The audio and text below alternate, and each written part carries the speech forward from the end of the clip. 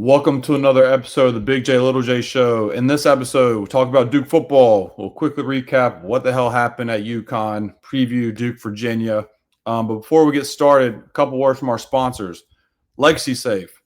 Legacy Safe is a secured cloud-based platform for individuals, couples, and families tailored for organizing personal account information, legal documents, assets, and more. It is designed to provide individuals with reassurance that their affairs will be managed effectively once they have passed. Legacy Safe is a website that gives you the platform to have all your affairs in order. Again, the website is legacysafe.info. That is legacysafe.info. Are you looking to buy or sell a home in North Carolina? Whether you're moving across town or across state, Jacob Mann with eXp Realty is here to help make your real estate journey smooth, strategic, and stress-free. From first-time buyers to seasoned investors, he knows North Carolina and how to get results. Contact Jacob today at 336-266-9088 or on Instagram at the.real.estate.man. And let's make your next move best one yet. And that's man with two N's. I started laughing there because every time I talk about buying a home, I see Connor always shaking his head. And since now we're doing Big J, Little J twice a week, I know right when I'm about to say it as I'm reading the script, what I can see in my peripherals Connor shaking his head. So if you heard me laughing, that's why. And I needed that laugh before we get dark with this Duke UConn recap. I can stop doing it if you want me to. No, it's a great bit because I'm literally looking at my notes. I can just see a head nod and I just start laughing. Like recorded Monday. I'm not just doing it for shits and gigs. Like I really do want to buy a house in North Carolina. Like I've lived in the same rental house for Christ since like spring of 2019. It's awful. I hate that. I don't like this house. The rate keeps going up. It has a 2-car garage that doesn't fit any cars. We have shit all over the place. I'm ready to move. Tell Jacob once we got to figure out once football season ends and I can at least kind of stomach basketball season and multitask on some shit, then I want to be in touch. Yeah, contact them at 336-266-9088, which you probably already have the number. So that is I don't even know how to pivot into this, but we're just going to go right into it, Connor. Duke UConn. Now, you lost a non-conference game. They were on the road. They're 1-3 in the non-con and 4-1 in the ACC. That's how you pivot. Yes, that's how we pivot. I thought you were going to downplay the loss for a second to say it was a non-conference game. I thought you were going to give me Narduzzi, where Narduzzi's like, I don't care if we lose 110-10. It's a non-conference game. Trying to win the ACC. Which one, I do get his point, but two, I thought that's where you're going. I was like, Connor, that's not what I wanted to hear right now. So I'm glad you didn't downplay this loss because this loss sucked. And you and I obviously, you were at Wake Forest and at Virginia, which we'll talk about that in the preview for Duke, Virginia. And then I was in Cameron for Duke, Western Carolina. And then I could not find a streaming service while I was there, nor could I get on the drive home. So I didn't watch really any of the game. It was old school ESPN.com play-by-play chart. And then Real app had actually like a really solid like play-by-play to see what was happening. And then after the game ended, I saw highlights. And then yesterday, we're recording Wednesday. On Tuesday, I watched the game basically on YouTube. It was like, I don't know, condensed version of the game to get a glimpse of it. And I'm still just furious because it's just, this team just can't play no damn defense. I'm at the point, Connor, just don't put anybody out there just so the opposing team can score, and then Duke can just go try and match them because that's essentially what's been happening for the last 2 weeks. If you're podcasting, he's laughing right now at me because I told him before the show started I was going to go down a rant, and I haven't got to my rant part of the show. That just came off straight off the tongue. Give you like 4 different things you were going to talk about, and then it was going to be the rant, and we're not even 5 minutes in, and you got the rant in.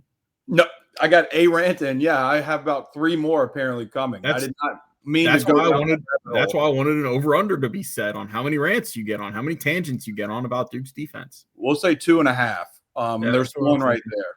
There's one right there. Did Manny say anything on Monday's presser about the defense? I think he said something about the fake punt that happened where they converted.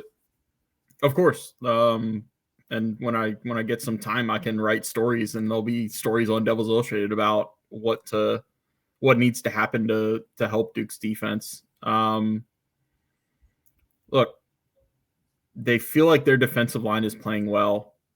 I understand there's going to be some pushback about that because they have, I think, 3 sacks in 3 games, and 2 of those 3 sacks are by Musa Kane and one of the other DBs. I can't remember which DB it is. Maybe Jaden Francois or somebody from the second level. Probably. They're not getting sacks because other teams aren't letting them get sacks. Like, the other teams are throwing the ball so quick because Duke's tackling and leverage is so bad on the perimeter that there's no reason to drop back and throw and take a 5 or 7 step drop and actually evaluate things on the back end. Like, every offense is basically doing the same thing against Duke. It's get the ball out of your quarterback's hands as quick as possible, because nobody wants to sit back there and let Wesley Williams and VJ Anthony go to work on their tackles, because your running back can only have one of them. Like, Bryce Davis is putting up grades in the 80s on PFF when he goes in there for them. So he's coming on strong. Like, the way to attack Duke's defense right now is to get the ball out of your quarterback's hands quickly, to get the ball on the perimeter, and then it's to hit them with quick passes and let receivers get into space, because that's what's available. And Duke is not tackling well enough, and they're not taking those away to the standard of which they need to. It's not a season-long issue for Duke. Like, I think that's the most frustrating part, is they did tackle well in that, like, second half of the NC State game, and then Syracuse, and after the first quarter of the Cal game. Like, Duke tackled well. They defended the pass well. They were really aggressive in breaking up passes and attacking balls in the air.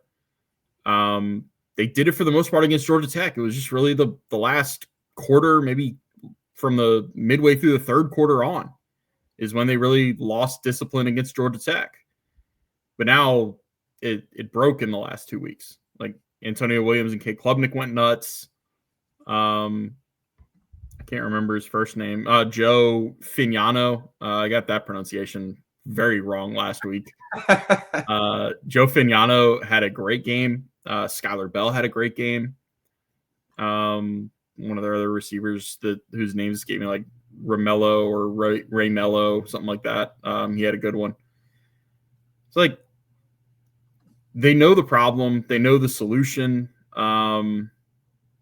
There's a little bit of an explanation here that involves Duke playing 3 true freshmen now in the secondary with the 2 safeties, and then Caleb Lanier is going to be in there at backup nickel behind Jaden Francois. They could use Kamari Robinson back at full strength for these next 3 games. You don't have an update on him until the availability report comes out on Thursday night. It's not that Landon Callahan has played bad. He had great coverage on the go-ahead touchdown throw by UConn. It was just a better throw and catch. And sometimes, like, this is what Manny said in the presser on Monday, sometimes you just tip your cap, shake the other guy's hand. Like, they can make plays too. Yeah, I mean, I'm glad you went first, because that did calm me down a little bit, because I was still seeing red about the defense. So I can take a breather here. Yes, they can make plays too, but damn it, it's freaking UConn. And I know I'm saying that as a Duke football fan. I get it. I know where this is coming from. It's a 7-win UConn team. Like, I understand. I understand. Connor, You just want me to shut up. Yes, they lost to Rice, bro. They lost to Rice. They beat Boston College, and they beat a healthy Syracuse team, which, like I said, that was, or they lost. They didn't beat Syracuse. They lost in overtime. My fault. I missaid it. They lost in overtime to a good Syracuse team. Yes, that's a good loss. They lost to Rice, and they lost to somebody else, because they're 8-3. I don't know what the record is. They're 7-3. 7-3, and you don't lose to UConn. They stormed the field against a 5-4 Duke team because it's their biggest win in 15 years, because they've been so sorry. And Duke was that program. I remember going to Wallace Wade with 17 other people in the crowd, and Randy Edsall's first tenure at UConn, they're playing at Duke, and they won like 45-10 against Duke. And my dad looked at me and was like, why can't we be like UConn?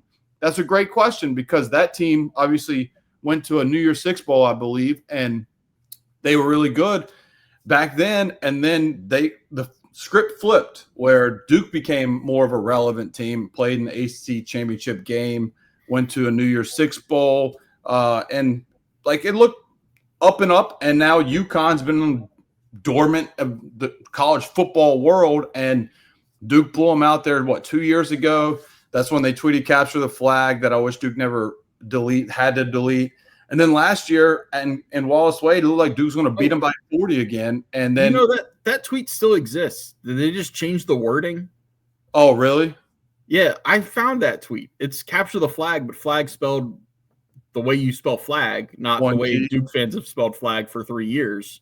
I think they tweeted it and then they deleted it and then posted one with just the G. I think that's the first one had 2 G's. Correct. Okay. Yeah. And then last year, Duke looked like Duke was going to beat them by 40, and Wallace Wade in a weird change of events. That pick six kind of just put the game on its head, and Duke had to have a come from behind late touchdown to Queso. And then at UConn, defense gets a 3-and-out. The world stood still. The 3-and-out forced by Duke's defense. Duke gets a touchdown up 7-0. You're like, oh, okay, this Duke team clicking to start early. This is nice. And it was just egg on my face just looking at the box score, looking at the play-by-play after that, to where when I drove from Durham to Chick-fil-A in Mebane and then my dad's house in Graham, I think the lead changed 5 times. And I was like, what is going on? And luckily I wasn't watching, or I would have had cardiac arrest driving on I-40, just seeing, oh, Duke scored.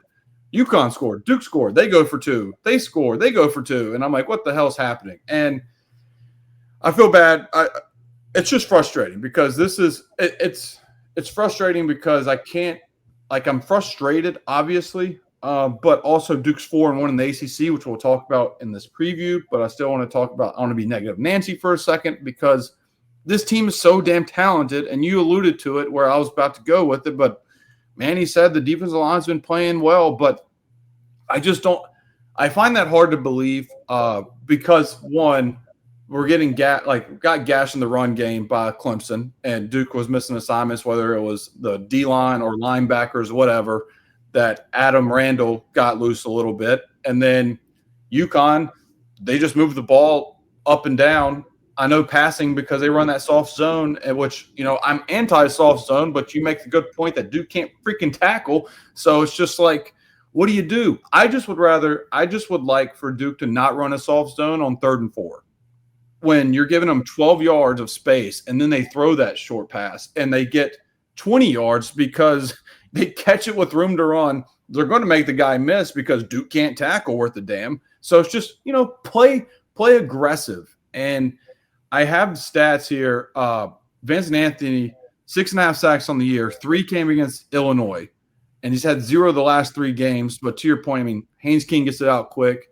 Klubnik did take some shots downfield. I know they had some screen passes as well. And then he had only 1 tackle at UConn. And I know they got it out quick as well, but not being really disruptive in the run game either. Vincent Anthony, I've said it now 2 or 3 times on this show, stop jumping off sides in pivotal moments of the game. On the game-winning touchdown catch by Bell, he jumped off sides, so it was a free play anyways. Just stop going on the clap. Stop. Just wait a second, because if that would have been incomplete, or if Callahan would have picked that off, that was a good coverage, like you said, by Callahan. If he would have picked that off, are you kidding me? You're projected to be in the league. Stop jumping off sides like Chris Rump did his senior year where he was half checked out, and just disrupt the backfield.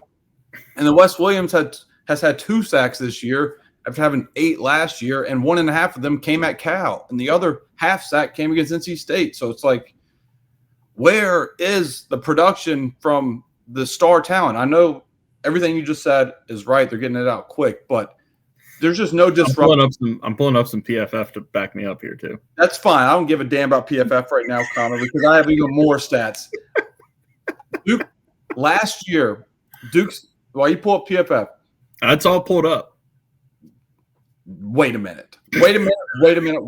I'm going to say this, and then you can just, me with PFF grades that I find irrelevant because we're giving up 57 points a game in the last 2. You're filibustering into your second and third tangents and rants here. Yep, and here it goes. Duke had 44 sacks as a team last year, 51 pass deflections, 13 interceptions, 19 forced fumbles. This year, Duke has 20 sacks on the year, 25 pass deflections, so less than half of last year, 8 interceptions, which was on par to last year, and only 5 forced fumbles to 19 last year. The 25 pass deflections, take away 7. Chandler Rivers, he's been as good as advertised this season. Take away his 7 pass deflections, Connor. Duke's secondary has combined for 5 pass deflections on the season. 5. To put it in perspective, and for comparison, for God's sakes, Duke's defensive line has combined for 7 pass deflections. Duke's defensive line has more pass deflections than Duke's secondary. And you're like, well, they get hands up at the line of scrimmage. That sometimes, yes. Josiah Green, I think, has 3 of those pass deflections. Duke's best soft zone coverage guy in the last 2 weeks has been Bryce Davis. That one play against Clemson. He is better in zone coverage than Duke's secondary. Anybody. You pick anybody in Duke's secondary, he's better than them. And zone coverage is a defensive lineman. Give me a break. I'm tired of this damn defense just being so bad at every aspect of football. I'm tired of it. And so that is my other tangent. We're at 3 now. Like the over just hit. That's fine. That was long enough. That was long enough to be 2 of them. We're 16 minutes in. I'm drinking a Celsius. There might be another one. Who knows? Yeah, you had a long day at work. I get it. That is true too. Yeah, there's correlation here. So the baseline, I guess, for PFF numbers is if you have 3 seconds with time to throw, that's a lot of time, and that's a problem that you haven't been getting enough pressure. So the time to throw for the last 3 quarterbacks Duke has faced. UConn was 2.27. Cade Klubnik, 2.63. And Haynes King, 2.37. You pair that. I always like to pair the numbers with PFF because you can get lost in just individual numbers. You have to pair them with context. I like looking at average depth of target. How deep are these throws going where the quarterback is not taking much time to get the ball out? Because you can have a average, 2.25 time to throw, but you're still taking shots down the field. Like,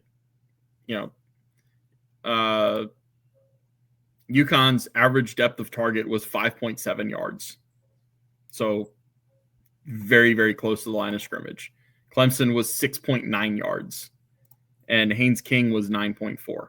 So Georgia Tech actually stretched the field more than the last 2 defenses have against Duke. Good but job. For the sake of comparison, I think Darian Mensa's average depth of target has been over 10 yards in about half of Duke's games.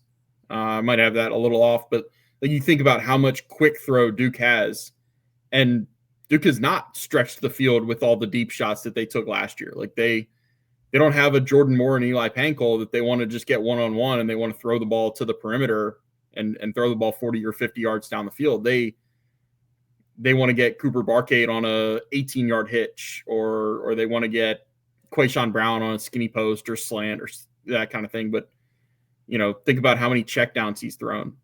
And still his average depth of target is usually above 10 or around 10. Yeah, I mean, that's very demoralizing stat there about time to throw because I just keep thinking about how often Duke's been burned on screen passes and that they're allowing to happen because they want to make the play in front of them. Like, that's the whole point of the soft zone. Don't get beat deep. Well, when TJ Bailey throws it to Terrell Anderson on the first drive on 3rd and what was that? A 3rd down, 3rd and 11. I got it right here. 3rd and 11, 75-yard touchdown on a screen pass. And then 2 weeks ago at Clemson, screen pass that took the lead after Duke tied it of 75 yards. And then dink and dunk at UConn, just moving the ball down the field because the defenders are just so bad at all phases of the game. It is what it is. It is the one surefire thing coming into this season that every Duke fan was saying was the defense is going to be the anchor, just like last year, because the 3 best players returned. That was just kind of what was assumed. Vincent Anthony, Wes Williams, you have Chandler Rivers. Yes, Terry Moore's been out, but Terry Moore, Duke would be giving up 27 points per game with Terry Moore back there because there is just other people on the field are getting just exposed. And it's just what it is. It's what it is. Does Terry Moore help? Yeah, a little. But Duke still loses these games because at the end of the day, he's a safety playing deep. And they're throwing shallow because Duke can't tackle in front of them. So I just frustrated with that. And go ahead and you want to say something, but Terry Moore was really good in coverage. I'm not even going to disagree with you. You probably think I'm going to tell you you're wrong. I'm not going to tell you you're wrong. Connor, you were like, this is where we get into the point where I talk about how dumb we are in July, and I want to go tell everybody that does football content for like 4 months in the year that they should stop and go to the beach or go walk their dog or whatever. We think we have all the answers when we talk about these teams in June and July and August, all this shit. I don't think we made enough of a big deal about how good Cam Bergeron was in his 1 season as a starter. I don't think we made a big enough deal about how good Ozzie Nicholas and Alex Howard were as linebackers last year. That's kind of my regret in summer coverage, was not spending enough time talking about it was going to be difficult for Duke to replace those guys. All 3 of those guys in the middle level. I mean, it's 2 linebackers and a nickel. So the nickel is that hybrid position where they play close to the line, but they have to also cover receivers who can run 4-4s. I'm not even necessarily saying Jaden Francois has been bad. I'm just saying Jaden Francois has not been the type of playmaker that Cam Bergeron was. You think about how many times we talked about Cam Bergeron coming up with a strip sack last year, or a big pass deflection on a 3rd down, or he was a really good football player. And we kind of took it for granted because he wasn't quite Brandon Johnson in 23. And who is Brandon Johnson? Those 2 years that he had were awesome. He's a first-team All-ACC player. Bergeron was the most underrated player in the ACC last year, and we talked about that in the preseason preview. I mean, he had 4.5 sacks last year, 2 of the pass deflections, 1 interception, and 2 forced fumbles, and he just didn't make all conference because his position was. We talked about it in depth about like he was great as he's like a linebacker, but also safety, so they just didn't have room for him. It's the stupidest. I want the ACC to listen to me and David Hale on that one. Yeah, we talked about that, but yeah, that's a spot that they missed. Like Francois has been okay, but he's not Bergeron, and that's just what it is. And then the linebacker room's been banged up, but they haven't been great regardless of them being banged up. Now they just have fewer and fewer bodies week by week to where Deshaun Stone might eventually play linebacker, where I think that'd be his best position because he's just a tackler, but just not coverage. They did not have 2 linebackers on the field for every snap at UConn. I don't know who played. Ironically, you're talking about how you weren't able to watch the game. I didn't think I'd be able to watch the game, but somehow, despite my Spectrum package not including CBS Sportsnet, like I can't put it on my TV, but somehow I can put it on my laptop. So I watched the game in the Virginia press box, or at least like the second half once I got in there and got settled. And then last night I was able to watch the Duke Army game on my laptop when it was showing a locked channel on my TV. It's the damnedest thing. But no, they had, I want to say Murgat played about 70 snaps. Trey Freeman played 58 or so, and Gompers played 12. They're the only 3 linebackers who played because Kendall Johnson missed his 3rd game of the season. So they played about 75 defensive snaps. It adds up to there might have been about 20 snaps in this game where Duke only had 1 linebacker on the field. Gomper's only playing 12 snaps with literally 3 healthy bodies is, kind of concerning.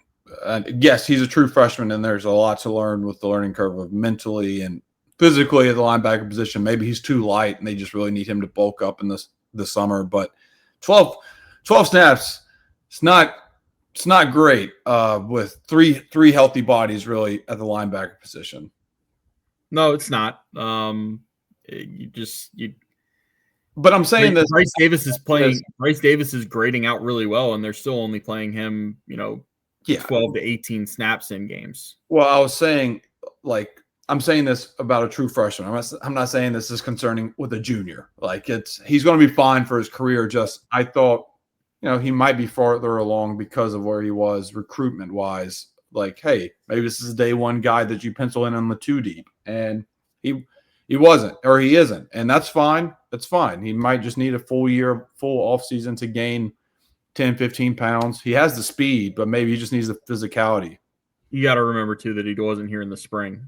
Correct. So he didn't have the benefit of being with David Feely for an extra 6 months in the way that Bryce Davis actually did. Before we get into the UConn preview, the last thing I want to talk about, Connor, which also will be part of my preview, is the one outside the defense just being what they are. The most frustrating part about this team is how undisciplined they are. They are 125th in the FBS in penalty yards a game, 69 penalty yards. It's not nice because they come at ill-advised times. And I think one was I think Wesley Williams had a roughing the passer call that led to a touchdown. It was a 3rd down, and I think it would have got Duke off the field. That happens. I didn't see it. I heard maybe it was bang, bang. But regardless, a 3rd down roughing the passer penalty, it kills you. It kills you. And this team's just undisciplined. So this is the first Duke team I can remember since Cutcliffe's last couple of years where they just shot themselves in the foot on penalties. And it was the Syracuse game where I think Duke had 3 offensive pass interference penalties in the first half. And I think they already had a 75 penalty yards. Granted, I know 2 of them were not good calls, but it's just funny that that game Duke dominated and they still had 80 yards worth of penalties for the game, if not more. But that's a part of the game that should not be overlooked. It's just undisciplined by Duke. Yeah, and that's Manny talked about that on Monday. There's the way Manny thinks about it, I think is a good way to think about penalties. There's 3 branches of penalties. There's your pre-snap penalties, which false starts, jumping off sides, that type of stuff is mainly focus. That's just, pay attention, dial in.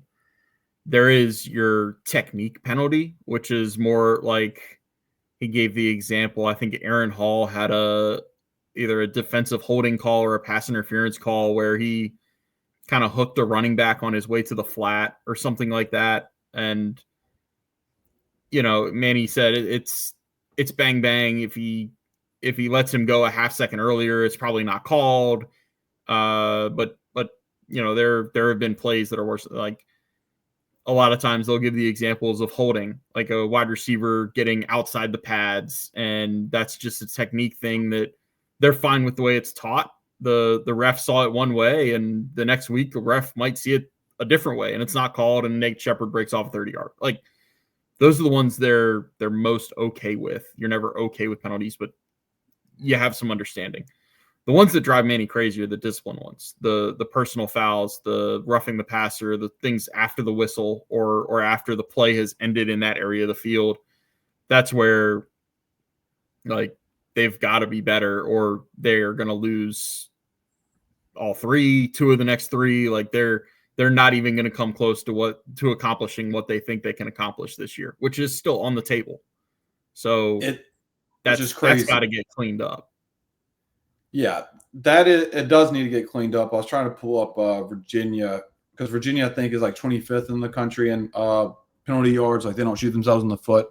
I would imagine everything about Virginia tells me that they're a little bit of they're very similar to the teams that Wake had about 4 or 5 years ago, where they don't turn the ball over, they don't commit penalties. And when you get to this point in the season and they've won 4 or 5 one-score games, that's why, because they don't shoot themselves in the foot. They make you beat them instead of beating themselves. And Duke has kind of been the opposite. The games that Duke has lost this year, you can say that Duke beat themselves more than the other team beat them.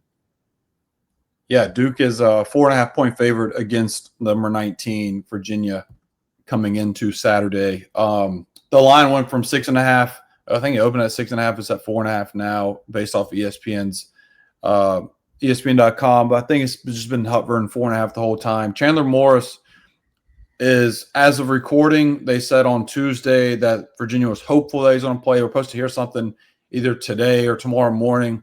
There's practice. Yeah, I told you wrong information before we started. Their linebacker Cam Robinson said something today, as we're recording Wednesday evening, that we're going to have a good chance to win with our quarterback coming back. So their defensive captain certainly intimated that they feel like he's going to be back and he's going to be ready to play. You heard it here first or last, that depending when this comes out, that Chandler Morris is playing. The over-under being 59.5 if he's playing is crazy. I mean, take blindly bet the over. Duke and UConn was 67.5, I think it was. Duke's going to score against Virginia. I know Virginia's defense grades out pretty well, statistically, but they've given up some gashing plays, and there's opportunities for Duke. That's the one thing about this Duke team has been pretty consistent, is their offense has been putting up points. Now, in their losses, that Mensah has to take care of the ball. I'm already going to spoil one of my keys to the game, but I know the strip sack people don't want to blame him for that, and he wasn't the reason Duke lost, but you can't take that. You can't take that sack there with no timeouts. You're already in field goal range. He's trying to make a guy miss. You can't take. Not blaming him for that. I've just seen it on Twitter that there's been people that are like, "Hey, Mensah played. He's not the reason Duke lost." Which, to a point, he isn't, but to a point, he kind of is, because he had 3 turnovers and 2 up. And like I said, I didn't see the first interception that was pass defended or deflected, but when you have 3 turnovers, and the narrative now with Mensah is he's had back-breaking turnovers in every loss this season. So when he doesn't turn it over, Duke wins. When he turns it over, boy, does he turn it over, and it just is something that Duke can never overcome. So that is one of my keys to this game. I'm still wrapping my head around people saying that he's the reason they lost. No, I'm saying no. They're not saying he's the reason they lost. I'm saying, yeah, I think you heard me wrong. The defense is the reason Duke lost. I'm just saying some of the blame on my end is Mensah turning the ball over 3 times. Yeah, you can't commit 3 turnovers. You cannot take that sack at the end of the game when you're at it's a 55-yard field goal right around there, and I don't like those odds, but I like the chances of you throw that ball away and then you get 10 yards. I have confidence then, but just Duke had 2 timeouts and enough time on the clock to get a first down and then take a shot or 2 at the end zone. There's a chance to win the game in regulation if he takes that sack. Duke gets a chunk play and puts Todd Polino in a position to make a kick. I don't know. No football game has ever been won or lost by one single person. No, but when one single person has, again, I'm just saying, when he has certain turnovers that flip a game over on its head, it's just a nasty narrative. And that is coming from me being a Cowboys fan. And this reminds me of the Cowboys I grew up watching, with Tony Romo being an all-pro, and they're going 8-8. And there was 8-8 jokes his whole career because Dallas is always 8-8. And I'm like, hey, this guy is having a near perfect game, but he would throw that interception at the end of the game, trying to make a comeback in a 37-33. They're trailing 37-33. He throws a pick. Stephen A. and Skip Bayless are going at it the next day, saying he's a choker. It's like, listen, he threw for 350 yards. That's kind of what Mensah is. Mensah's leads the ACC in all these passing categories, but then there comes one play, he throws a pick, and now the narrative's he's just not clutch, even though obviously he had the Clemson drive. But you get what I'm saying. You get what I'm saying. You got 2 problems right there. You're a Cowboys fan and you're listening to Skip Bayless and Stephen A. Yeah, I'm not listening to them. I'm just saying the narratives. And I don't want that to be the narrative for Mensah, but unfortunately, in the 4 losses, he just hasn't taken care of the ball. Though he had 1 turnover against Georgia Tech, it was the play of the game. Yeah, it's not the only one that was at fault for that turnover. That's an Anderson Castle problem too.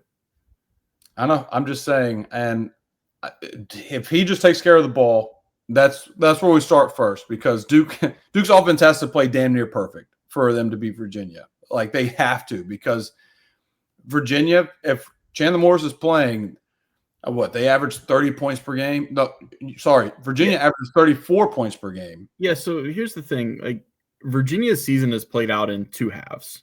I'm not going to go tale of two halves because I think that's the most tired trope in sports, and I've ranted to young journalists about never using the lead. It was a tale of two halves, but Virginia's first 5 games, their offense was dynamic and their defense sucked. Like the game at NC State, the non-conference game they lost to an ACC team, State went up and down the field on them. Virginia went up and down the field on State and just lost because Chandler Morris had a turnover in the end zone, down 4, I think, last minute or two. Remember what the Florida State game looked like. That was a 46-38 game in overtime when Deuce Robinson was catching everything and just a up and down game. The last 5 games, Virginia's defense has been really good. Their offense has sucked. Yeah, their offense has stalled. I mean, they scored 31 at Cal, but yes, 17 at UNC.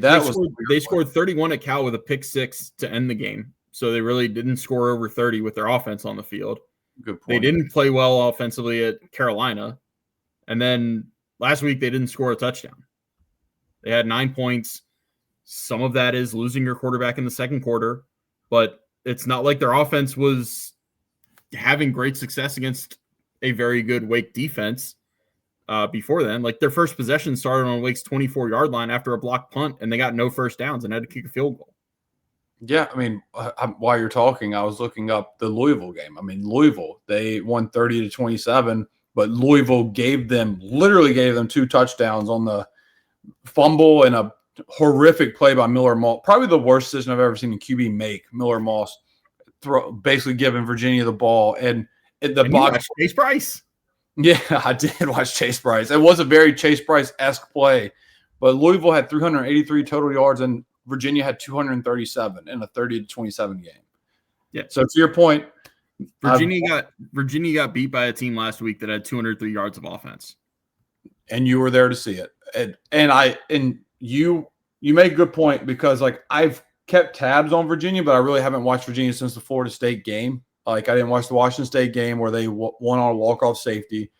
I had the UNC Virginia game on like if it's a quad box, it wasn't one of the quads, but one you just never pay attention to until it gets closer. I'm like, wow, this game is weird. And then I watched the Wake one that I wrote off of like, well, they had their backup quarterback in. So to your point, though, their offense has been sputtering as you were talking. I was looking it up, and that is crazy. They still average 34 a game, but, I mean, 55 against William & Mary, 48 against Coastal, 48 against Stanford will give you a high points per game. And then the 46 against FSU, like you said, but that was the last time that their offense has looked good. Like 1, 2, 3, 4, 5. Yeah, last 5 games. Yeah, to your point. So they scored 31 at Cal. Just remembered too. They had the pick 6 late. Also, Cal lost their linebacker, the Cade Uolave guy, who's like I imagine everywhere. Top 5 in tackles. Yeah, everywhere. He missed most of that game. Well, here's the thing for Virginia, what they got going for them. If you need a slump buster, baby, you're playing Duke's defense. If you need to get back on track, you just try it out there, and Duke will give you 10 yards of play. So you're welcome. This is just Southern hospitality walking into Wallace Way. It's like, God, our offense hasn't looked good in a month and a half. What should we do? Throw a screen pass. You'll get 15. Hand the ball off. You might get 7. So at the end of the day, they average 34 points a game. Duke's defense gives up almost 30 points per game. I'm taking the over. I don't care. I'm blindly betting this Duke defense. It's going to be like the Virginia. It's going to be the Duke Virginia. Hold on. It's going to be the Duke Virginia game where the dude died of a heart attack when Desmond Scott dove in the end zone.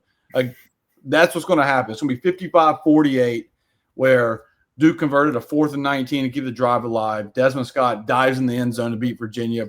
Fan passes away due to excitement. That's what's going to happen in Wallace Wade on Saturday. I don't think I knew that story. I think Actually, I think you've said that, and I've said I didn't know that story, so I'm just going to keep saying that. Don't know that story from now on. I don't know which team is going to make the winning touchdown there, but there's going to be fireworks. Weird things happen with Duke football playing on Saturdays this year. Like, just weird things happen, and it's. What do you think fan attendance is going to be, like 15,000 people? Come on now. I think somebody told me the weather's supposed to be nice. I usually don't look at those things until like a day before the game. So. That doesn't matter. This team needs juice, and they have no juice because they're 5-4, which is obviously also weird because they're 4-1 in the ACC, which needs to be celebrated. But it's also kind of like, are they going to win another game? Like, they are the betting favorite to play in Charlotte, but it's like, damn. UVA still 19th in the country, and Duke has not beat a top 25 team this year, or I don't think under Manny Diaz. Right? I'm pretty sure. No, I don't think so. Yeah, so they haven't beaten a top 25 team under Manny.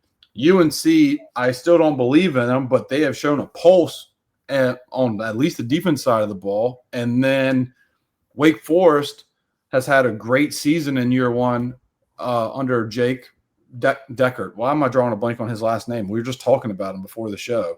Dickert. The Celsius is it's Dickert. Dickert. Oh my God, dude. The Celsius made me just go black there for a second.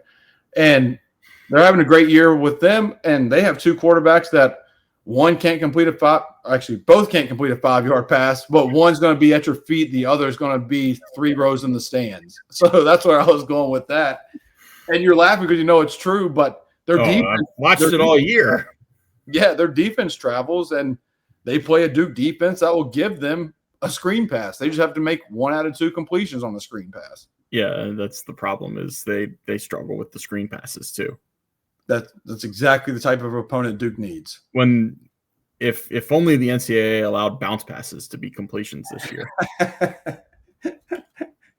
I just remember Robbie Ashford hitting the referee in the balls in like week 1 or week 2, and I think it was NC State game. It was week 3. Yeah, week 3. And, that kind of just summarizes his 6-year career, just that one play in particular. But not to go ahead to that, but, yeah, I mean, Duke can win out as the betting favorites like they think, or they could go 0-3. Yeah, and that's why to bring it back to the Narduzzi comments about you could lose 100-10, it's kind of like I'm half of that meme for the worst person just made a great point, because he's right. Them playing Notre Dame does not matter in the slightest. It's cool that they get game day. Almost feels like we're having the same conversation that we had now like 2+ years ago. Like Duke, it was cool to get game day for the first time. It meant a lot. Also, who cares if they win or lose to Notre Dame, because they're trying to win the ACC. Your ticket into the playoff is winning the ACC. It's not going to be an at-large.